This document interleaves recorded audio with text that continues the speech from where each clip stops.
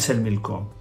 Kull 24 ta' Jannar, il-Knisja tippreżentanna l-figura ta' San Franġisk ta' Sales. Nixtieq nikkummenta fil-qosor għaliex San Franġisk ta' Sales huwa l-patrun tal-ġurnalisti.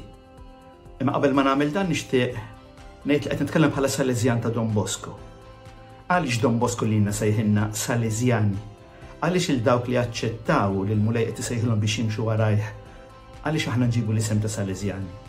Raġuni sempliċi u hija l-istess raġuni għaliex imbagħad San Franġisk ta' Sales ġie ddikjarat patrun tal-ġurnalisti.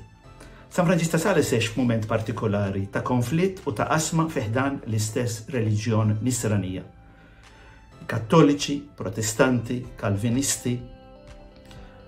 Flok kien hemm laqta kien hemm il-firda. Flok kien hemm it-tfittxija fejn nistgħu insewwu l-feriti, kien hemm pjuttost atteġġjament ta' konflitt, ta' konfront.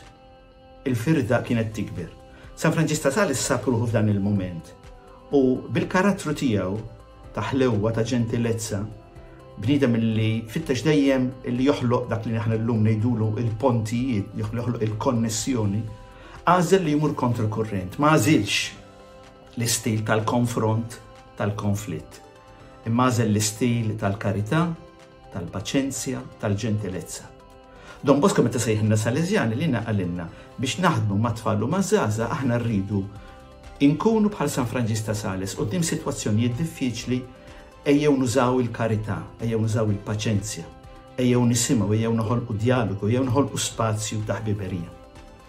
Però San Franġisk ta' Sales għamel ħaġa li kienet oriġinali għal żmienu mhux biss l-istil tiegħu ta' ġentilezza, ta' karità, ta' paċenzja, ta' empatija, imma għażel li juża l-istampa. Mhux biss kiteb, il-kitbiet tiegħu għadhom importantissimi sal-lum, għaliex l-istil li kibieħ kien jikteb San Franġisk ta' Sales huwa stil sempliċi, immirat biex jilħaq il-poplu, biex jilħaq in-nies li mhux bil-fors għandhom ċertu kultura profonda. U allura l-istil tiegħu kien li kemm jista' jkun jikkomunika mal-massa. U għamel biċċa xogħol li minħabba fija propju sal-lum għadna inħarsu liħi bħala l-modell. Ippubblika leaflets, dak li nsejħulhom leaflets, ippubblika qassam waħal mal-ħitan. U r-raġuni kienet li hu xtaq jgħallem billi jippubblika. Jippubblika billi jikteb b'mod li l-persuni jistgħu jifhmu. Imma fuq kollox għażel li jippubblika, li jikteb, li jikkomunika il-verità. Il-verità kif inhi, il-verità fir-rispett anke ta' min ma jaqbilx magħha.